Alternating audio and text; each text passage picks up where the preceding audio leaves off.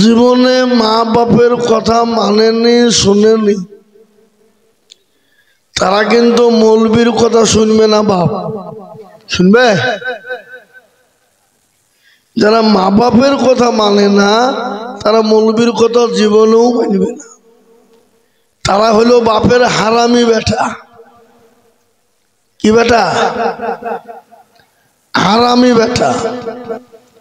এই দূরত্বটা অনেকটা হয়ে গেছে, বুঝলেন? যে মহব্বতটা যেন হচ্ছে না। ও জীবনেও বলবি তুই যা বলবি বল, আমি গান করিয়েছি ঢোল। এখন আমাদের দেশে এখন গান বাজনা মেলা নায়ক নায়িকা যেখানে আমাদের দেশের যুবক যুবতীরা শেখায়।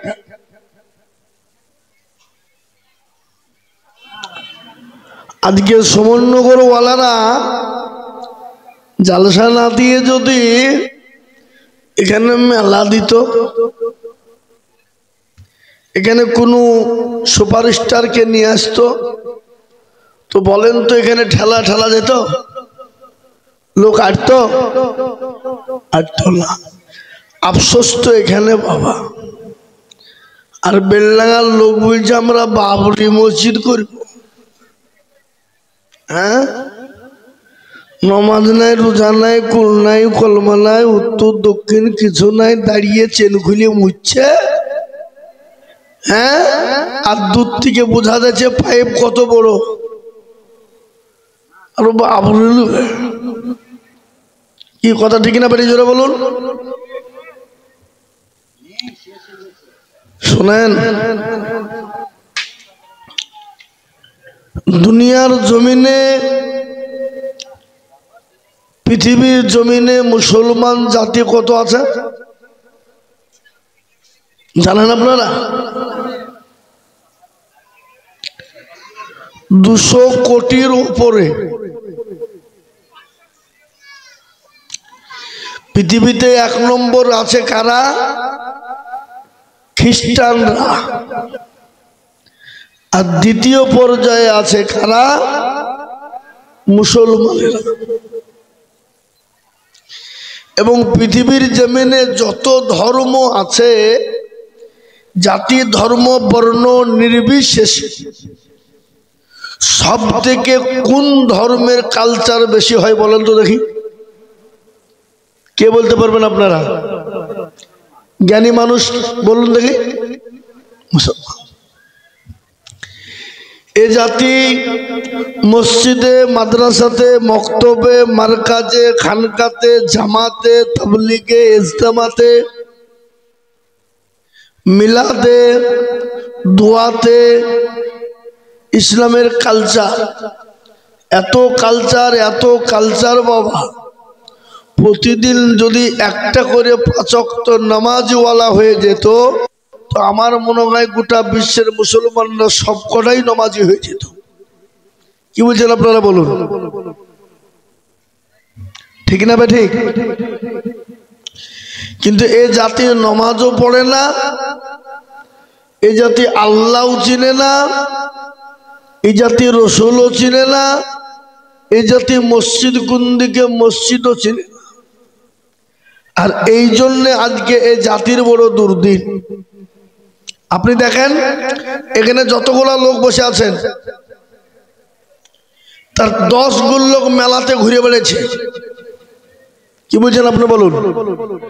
যেমন কুত্তা গোলা কাতি মাসে ছুটিয়ে বেড়ায়, দেখেছেন আপনারা? কুত্তা ছোটা দেখেছেন? তো জালসার দিনে কিছু যুবক আর যুবতীরা কুত্তার থেকেও তারা নিকৃষ্ট, তারা ছুটিয়ে বেড়াচ্ছে। এর থেকে বেহায়া আর লীলজ্জ লীলা যা পৃথিবীর জমিনে আসমানের নিচে নাই বাপ। তাই ভাঙা গলা নিয়ে 2-4টে কথা বলি। আমি মনে করি আপনারা জ্ঞানী গুণী মানী সম্মানী ব্যক্তি, সুতরাং এখন তো বেলডাঙ্গার জালসায় 11টা পার হয়ে গেলে আর হচ্ছে না। এ তো সেদিনকে জলিলিয়ায় জালসা হলো 9টা 9:30টার মধ্যে দোয়া। কি বুঝলে? আজকে একটা জালসা হচ্ছে পাশে নদিয়া জেলায় বাবা, দেখলাম দোয়া হয়ে গেল। এখন প্রধান বক্তা দোয়া করলো, একই গো ওই যে সব বাজারে মেলাতে এই জালসা দেওয়ার নাম করে গুনাহ হচ্ছে বাবা। এখানে আজকে জালসার ওখানে বিরাট বড় মেলা বসেছে, দেখেন গা, বসেনি? বসেনি? তারপর কি বড় বড় সরসরি বসাইছে, হ্যাঁ, লাইন দিয়ে বসিয়ে দিয়েছে।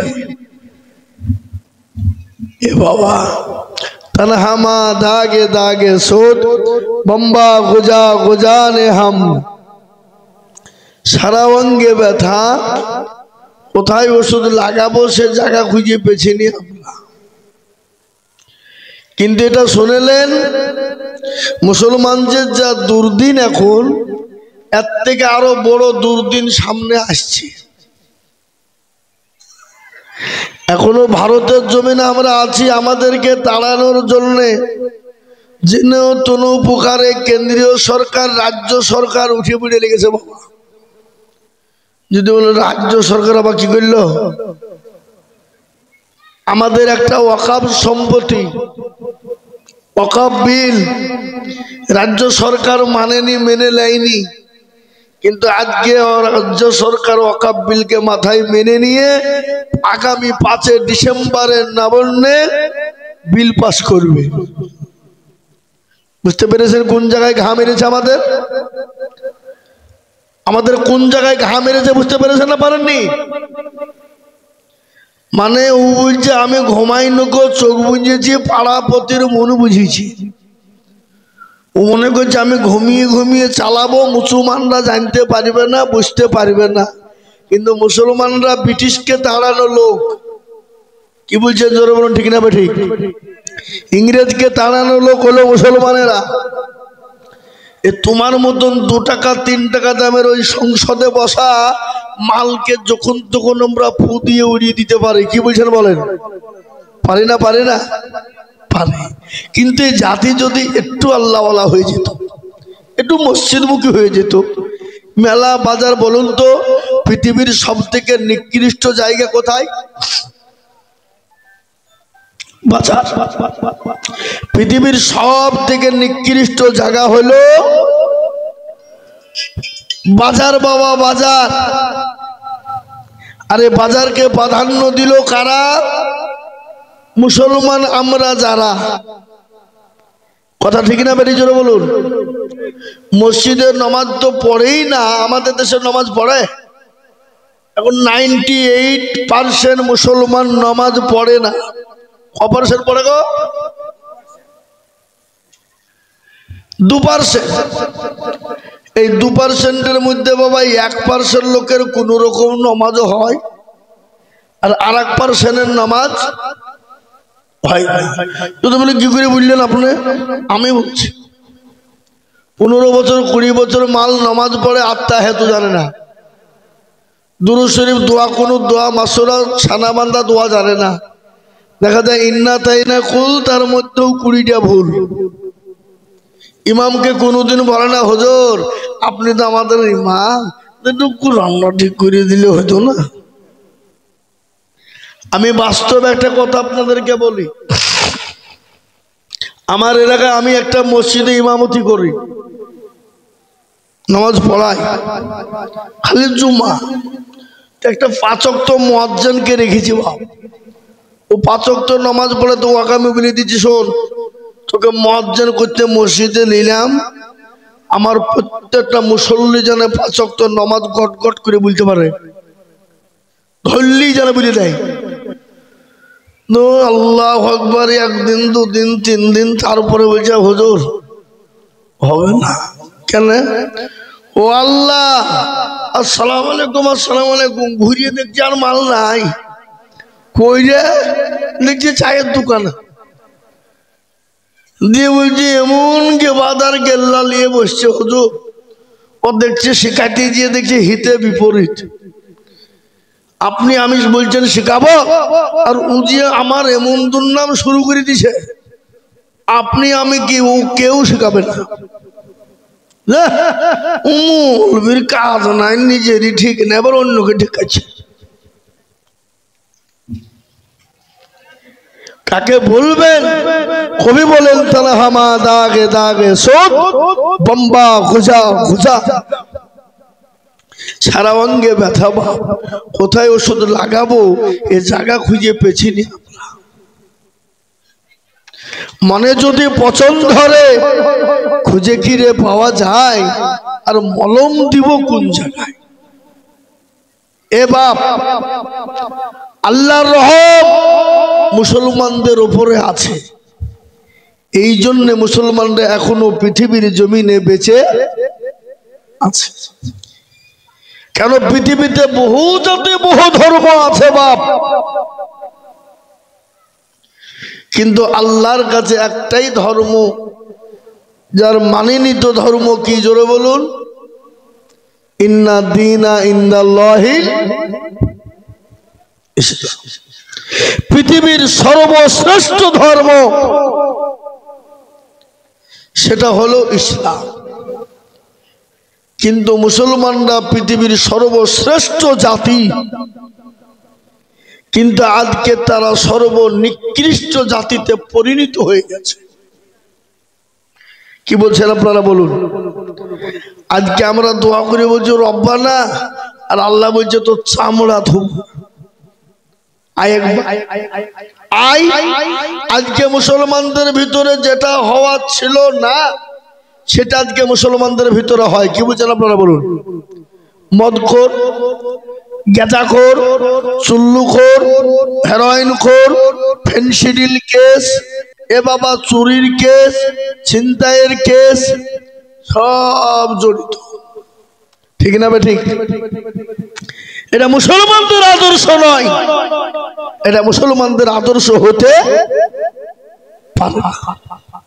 আজকে বলি বাপ, দুঃখ আফসোস, আজকে জানেন ভারতবর্ষের পরিস্থিতিটা কোন জায়গায় গিয়ে দাঁড়িয়েছে? আজকে গোটা ভারতের জমিনে মুসলমানদেরকে তাড়ানোর জন্যে ওটা ভারতবর্ষে উঠে পড়ে লেগেছে। জানেন তো আপনারা? জানেন না?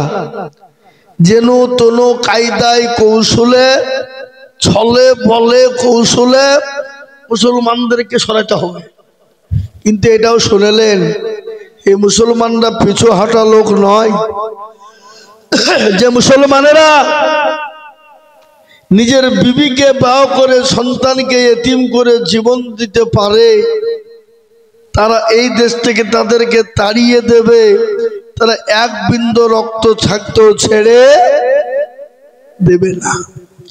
একের পর এক আইন জারি হয়েছে বাবা, কিন্তু কোনো আইন করে তারা টিকতে পারছে না। আর একটা আইন জারি করেছে, কি বলেন তো? আপনাদের দিকে হয়েছে না নাকি? এ বাবা, এসআইআর করে মুসলমানদেরকে, তাদের মেন টার্গেট মুসলমানদেরকে বাদ দিতে হবে।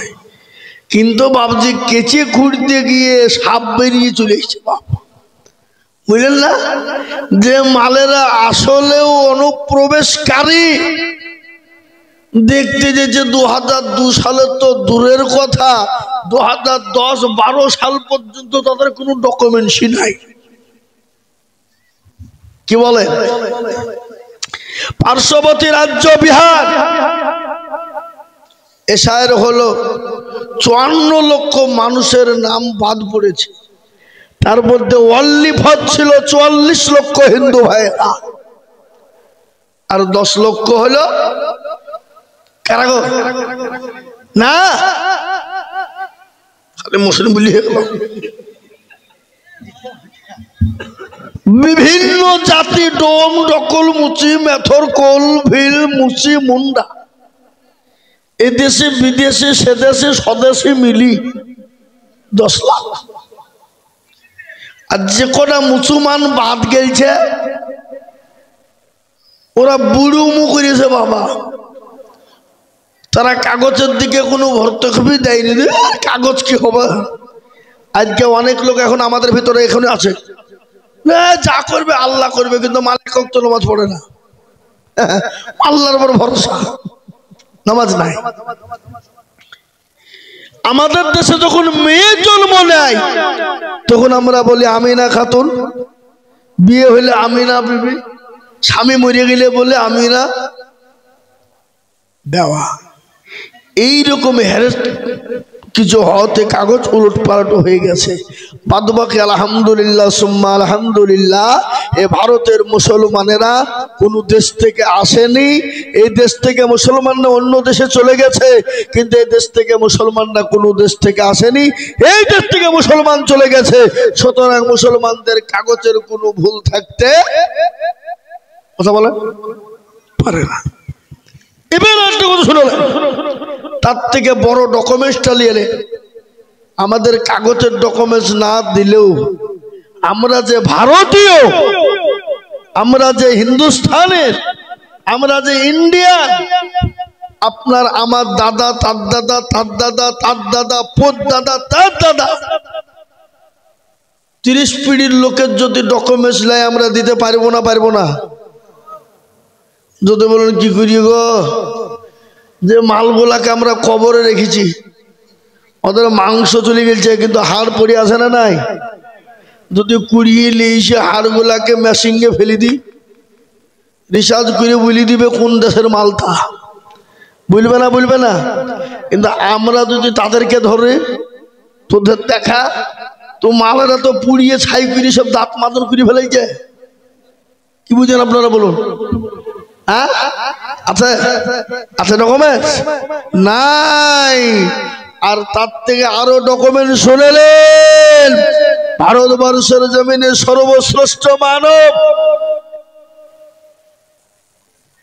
হযরতে আদম নবী আলাইহিস সালাম, সর্বোপরি মানুষ যিনি, তিনি এই ভারতের জমিনে এসেছেন। আর তারই আওলাদ হলাম আমরা, ওয়ালাকাদ কাররামনা বানি আদম, সে আদম সন্তান হলাম আমরা। কি ডকুমেন্টস লিবে আমাদেরকে? আজকে তারা এশার করতে গিয়েও তাদের আর জায়গা পেছে না। এ দেখেন মেদিনীপুরে এক আছে না শুভেন্দু বাবু, ওর ঘরে গিয়ে দেখছে 250 মানুষ, 250 পরিবারের কোনো কাগজই নাই। কি নেবে? আমাদেরকে বিদেশি বলো। আদবানির বাড়ি কোথায়? পাকিস্তান। ইন্ডিয়াতে এসে হয়ে গেল স্বদেশী। অটল বিহারীর বাড়ি হলো পাকিস্তান, ইন্ডিয়াতে এসে হয়ে গেল স্বদেশী। সোনিয়া গান্ধীর বাড়ি হলো ইটালি, ইন্ডিয়াতে এসে হয়ে গেল স্বদেশী। বুদ্ধবাবু জ্যোতিবাবুর বাড়ি হলো বাংলাদেশ, ইন্ডিয়াতে এসে হয়ে গেল স্বদেশী। প্রণববাবু অধীর রঞ্জন চৌধুরীর বাড়ি হলো ভারতে, আপনার কি বাংলাদেশ, ভারতে এসে হয়ে গেল স্বদেশী। আর আমরা ইন্ডিয়াতে জন্ম নিয়ে আমরাই নাকি বিদেশি।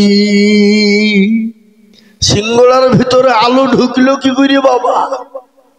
সিঙ্গড়ার ভিতরে আলু ঢুকলো কি করে? ভারতবর্ষের মুসলমানরা ভিখারি নয়। আজকে আমাদের দেশের নরেন্দ্র মোদীজি যে রাম মন্দির তৈরি করেছে, বাবরি মসজিদকে ভেঙে দিয়ে জবরদস্তি আমরা সুপ্রিম কোর্টে জিতেছিলাম। সুপ্রিম কোর্টে এ রায় আমরা জিতার পরও আমরা মাথা পেতে নিয়েছি। আজকে যারা ওইখানে রাম মন্দির করেছো, কজন দর্শন করতে যায়, কত টাকা ইনকাম হয়, কিন্তু মুসলমানদের যে কবরগুলা রেখে গেছে তাজমহল, যেখানে বছরে কোটি কোটি টাকা ইনকাম, কেন্দ্রীয় সরকার ভোগ করে। কুতুব মিনার বছরে 24 কোটি টাকা ইনকাম, সেটা কেন্দ্রীয় সরকার ভোগ করে। লালকেল্লা যেখানে কোটি কোটি টাকা ইনকাম, কেন্দ্রীয় সরকার ভোগ করে। পশ্চিম বাংলায় হাজারদুয়ারি মুর্শিদাবাদের বুকে নবাব সিরাজউদ্দৌলা বানিয়ে দিয়ে গেছে, যেখানে হাজার হাজার কোটি টাকা ইনকাম রাজ্য সরকার ভোগ করে। ভিক্টোরিয়া সায়েন্স সিটি, ইডেন গার্ডের মাঠ, এই যে আপনার এয়ারপোর্ট নেতাজি এয়ারপোর্ট, ওটা ওয়াকফ বোর্ডের সম্পত্তি। যেখানে হাইকোর্ট রয়েছে ওটা মুসলমানদের ওয়াকফের সম্পত্তি। ওটা ইডেন গার্ডের মাঠ, কোটি কোটি টাকা ইনকাম করে ভোগ করছে তারা, মুসলমানরা ভোগ করতে যায় না। আর মুসলমানরা মাদ্রাসা মসজিদ তৈরি করবে আর তাদের মাথায় ব্যথা হয়ে যায়। হ্যাঁ, এ বাবা বলুন তো, আমরা কোনো জাতির টাকায় মসজিদ বানাই? কোন জাতির পয়সায় মসজিদ করি? কোন আজ পর্যন্ত ইতিহাসে দেখেছেন যে আমরা মসজিদ করতে পারছি না? রাস্তায় দাঁড়িয়ে হিন্দু মুসলমান ডোম ডকল মুচি মেথর কোল ভিল মুচি মুন্ডার টাকা নিয়ে মসজিদ করছি আমরা? ইতিহাসের পাতায় আজ পর্যন্ত হয়নি এবং মরতে দাম তাক কিয়ামত পর্যন্ত হবে না। বলুন ইনশাআল্লাহ, জোরে বলুন ইনশাআল্লাহ। তোমরা রাম মন্দির করেছো, বাধা দিইনি।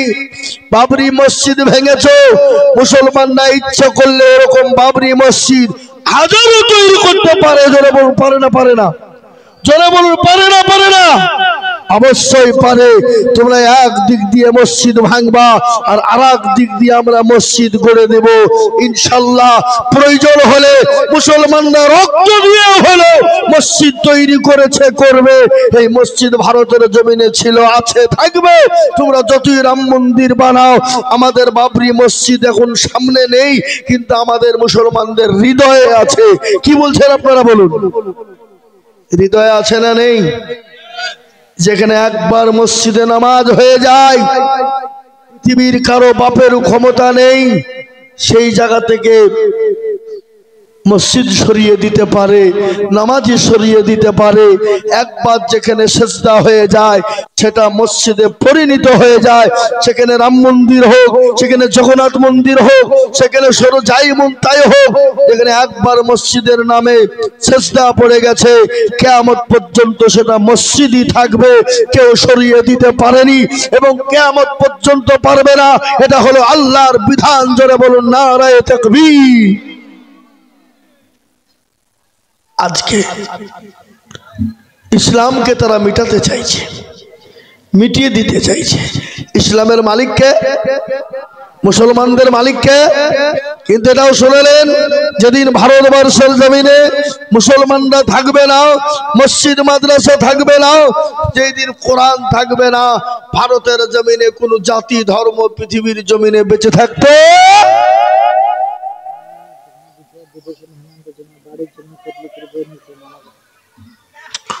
আমি বলবো কেন গো নাকি? আগো এই খাবার রান্না করেছে বিদেশি মেহমানদের লেগে, তোমরা কেটলিতে করে নিয়ে পালাইছো। তোর মানে কেন বাড়িতে ভাত রান্ধো নেই, গোছ লেও নেই, কেটলি লোড করে নিয়ে পালাইছে? দেখো কি ধরনের কথা! বিদেশের লোক খাবে, খবরদার কেটলিতে করে নিয়ে যাও না, মানা করে দিল। ঠিক আছে, আর নেবে না, ও জীবনও শুনবে না, মৌলবি বললেও মানবে না। আমার মাদ্রাসায় জালসা, বা জালসায় লোক নাই, আবার দেখছি লাইন দিয়ে ব্যাগ নিয়ে দাঁড়িয়ে বুঝি একই গো ব্যাগে বুঝি কেটলি। ইয়া কেন? বলে হুজুর আপনাদের মাদ্রাসার খিচড়ি খেলে নাকি রোগ ভালো হয়। তাই নাকি?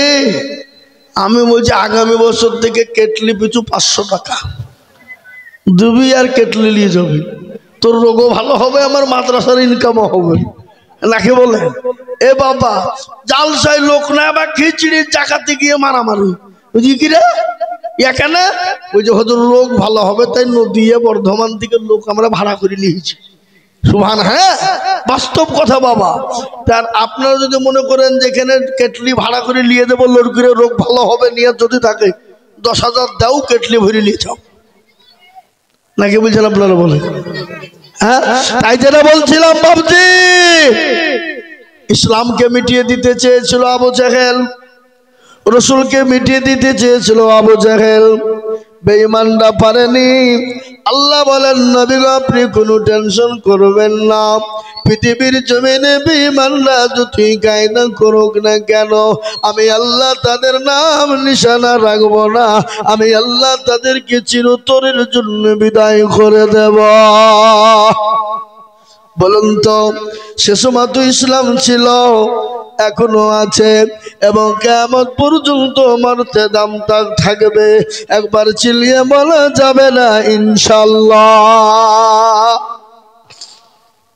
হে মুসলমান, আবু জেহেলের নাম কেউ নেয়? কথা বলুন, কেউ নেয়? কেউ নেয় না। কেন বলেন দেখিনি? পৃথিবীতে বহু ধর্মের বহু জাতি আছে, কিন্তু কোন জাতির ছেলের নাম আবু জেহেল রাখে না। কেন বলেন দেখি? সবাই জানে যে 1 নম্বর হারামি মার্কা লোক ছিল আবু জেহেল। কি মার্কা ছিল? হারামি মার্কা। লেগে কোন জাতি কোন ধর্মের নাম রাখে না। আমি আপনাদেরকে বলবো বামগো, লম্বা চওড়া বয়ান বক্তব্য নয় বাবা। আল্লাহ নবীর মসজিদ, আল্লাহর ঘরের মসজিদের উন্নতি গল্পে জালসা। আল্লাহ নবী বলে গেছেন, মান বানা লিল্লাহি মসজিদান বানাল্লাহু লাহুল বাইতান ফিল জান্নাহ। রাসূলুল্লাহ বলে গেলেন, যারা মসজিদ বানিয়ে দেয় আল্লাহ তাদের জন্য জান্নাতে একটা ঘর তৈরি করে দেয়। আমি বলবো, বেঈমান কাফের মুশরিকের দলেরা, তোরা যদি চেষ্টা করবি মসজিদ ভেঙে দিব, মাদ্রাসা শেষ করে দিব, কিয়ামত পর্যন্ত মসজিদ শেষ হবে না, কিয়ামত পর্যন্ত মাদ্রাসা শেষ হবে না। একবার হাতটা উঁচু করে বলুন না ইনশাআল্লাহ।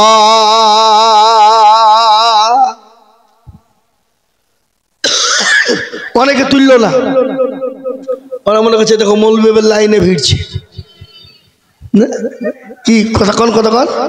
কিন্তু যে তুললো সে জিতল, আর যে তুললো না হেরে গেল। সুমন লোকের লোক তো চালাক, বদনাই করে পানি নিয়ে গেছে মাঠে। কি করতে? এ বাবা, পায়খানা করে পানি খরচ করতে গিয়ে দেখছে বদনাই পানি নাই। যা, এ কি হইল রে? বদনা ফুটু আজকে ঠকালি, কালকে হাতিজুল মৌলবী পারলো না, তুই ঠকে দিলি। দাঁড়া, কি করে ঠকাস? ও আবার তারপর দিন পানি নিয়েছে, বলছে আজকে আগে পানি খরচ করবো, তারপরে গা পায়খানায় ফিরবো। ঠকলে না জিতল? তো যারা হাতটা তুলে দিল জিতে গেল, যারা তুললো না হেরে গেল। তাই তো কবি বলে, সবাই বলে আমি ভালো, আমি জানি কি আমার মনের গোপন খবর জানে আল্লাহ জি। আলোতে আধারে নির্জনেতে কথা কি করেছো তুমি সব জানে সে, তাকারি চোখেতে কেউ যাবে না পাখি, আমি জানি কি। মুসলমান, পৃথিবীতে সবাইকে ফাঁকি দেওয়া যাবে, আমার আল্লাহকে ফাঁকি দেওয়া যাবে না রে বাবা। তাই লম্বা বয়ান নয়, এই মসজিদ আছে কিয়ামত পর্যন্ত থাকবে।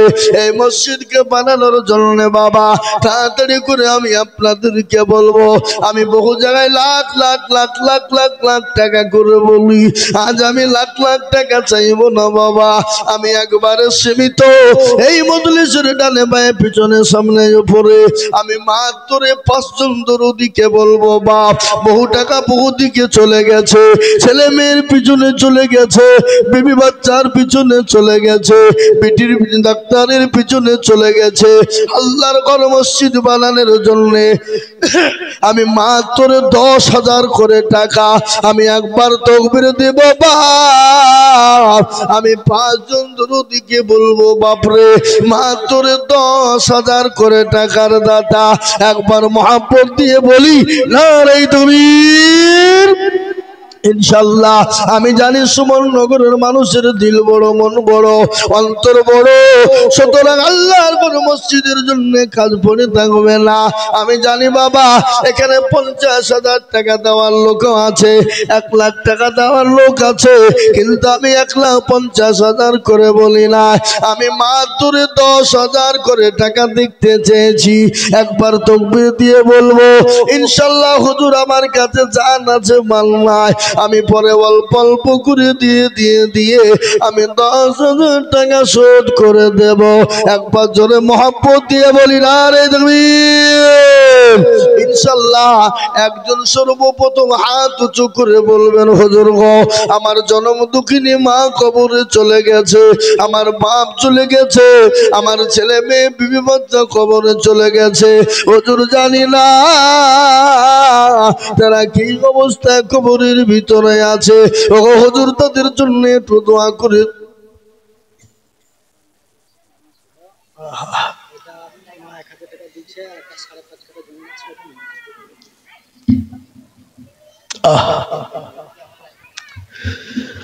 বড় আদরের জিনিস, ওনার মা 1,000 টাকা দিয়ে পাঠিয়েছে এবং আল্লাহর রহম। একটু জোরে তাকবীর দিয়ে বলি না রে তাকবীর। সবাইকে যেতে হবে বাবু, খেতো না, একটু দোয়া করো, সবাইকে যেতে হবে। কি গো হবে না বলুন? যে চলে গেছে আর ফিরেছে। আমরা জালসা করতে গিয়ে কত বক্তাকে দেখলাম চলে গেল আর ফিরল না, কত মানুষ অ্যাক্সিডেন্ট হয়ে গেল আর ফিরল না, কত মা কত বাপ কত ভাই চলে গেল আর জীবনও ফিরল না। এই বাবুটার আব্বা আজকে 9 মাস হলো মারা গেছে, তার মা 1,000 টাকা নগদ দিয়ে দিয়েছে আর মসজিদকে 5 কাঠা জমি দিবে। জোরে বলুন নারে তাকবীর। 5.5 কাঠা। আল্লাহ, ওটা কোথায় জমিটা? মাঠে 5.5 কাঠা জমি দিবে। ও আল্লাহ, তুমি এই জমির বদলায়, টাকার বদলায় আল্লাহ তুমি তার বাপের কবরে নাজাতের পয়সালা টুকুন করে দিও। যোগ্য বাপের যোগ্য ছেলে এখানে গছিল, 5.5 কাঠা জায়গা মসজিদকে যে দিল। আরো দুবা করি আমি করি ঘর পানা। আল্লাহ তুমি তোর বাপকে কখনো ভুলো না। জানি না তোর বাপ মাওলা আছে কি হালতে কবরেতে, তুমি ছেলের দানেতে। এরকম ছেলে যদি আরো হইত, জমি গো মসজিদের জন্য পালা পড়ে যেত। আল্লাহুম্মা আমিন। জোরে বলুন আল্লাহুম্মা আমিন। গলা ছুটিয়ে গেল মনে হয়েছে নাকি? হ্যাঁ, একবার দোয়া করেন, জোরে সরে বলি না এই তুমি। দেখেন আল্লাহর বান্দা 5.5 কাঠা জমি 1,000 টাকা। কিন্তু বাবা আর কেউ যদি জমি দেনে বালা মসজিদে দেয়, কিয়ামত পর্যন্ত মসজিদ থেকে দেখেন লাইট মারছে। 5 কাঠা কি জমি না টাকা? টাকা না জমি? থামেন, ও টাকা। আল্লাহু আমিন। আল্লাহ কি নাম? ইব্রাহিম। জোরে বলি না রে তুমি। আমি তো 10,000 টাকা চাচ্ছি, 5,000 কেন গো? না সুবহানাল্লাহ। জোরে বলি না রে তুমি। বেলডাঙ্গার লোক বাপ, গোটা পশ্চিম বাংলায় একদিকের বেলডাঙ্গায় একদিকে। কি বুঝছেন আপনারা বলুন? অত সহজ নয়। আমরা আসাম, ত্রিপুরা, মেঘালয়, মণিপুর, উড়িষ্যা, বিহার, ঝাড়খণ্ড, পশ্চিমবাংলা এদিকে সেদিকে দুনিয়া ঘুরিয়ে বেড়াচ্ছে বাপ। মুর্শিদাবাদ জেলার বেলডাঙ্গা থানার মতন দিল মন অন্তর কারো নাই। এরা সবে ফার্স্ট। কিসে ফার্স্ট? দেখেন 10,000 টাকা। কি নাম বললো? ইয়াসিন। আল্লাহর পিয়ারা বান্দা ইয়াসিন গোছিল, তোমার পিয়ারা বান্দা 10,000 দিল। নগদ এক নয় বাকি মিলে 10 হলো। আল্লাহ তুমি ধানের পাল্লা ভারী করে দিও। চাপাচাপি আজ আমি করবো না, সিম্পল একদম নরমাল। আজকে আপনাদেরকে অফার দিয়ে দিলাম, জিও অফার। এই দেখেন আল্লাহর পেয়ারা বান্দি, আল্লাহর পেয়ারা বান্দি মাগো আমার ছিল, এ 2000 টাকা মাগো নগদ পাঠালো, আরো ধোয়া করি আমি মায়ের কারণ, আল্লাহ আমাকে দিও তুমি সুখের জীবন। কালকে নপু করে 15 লাখ টাকা দেখেছে নরমাল ভাবে, 1 লাখ 50,000 20,000 30,000 10,000 নিতে পারেনি বাবা।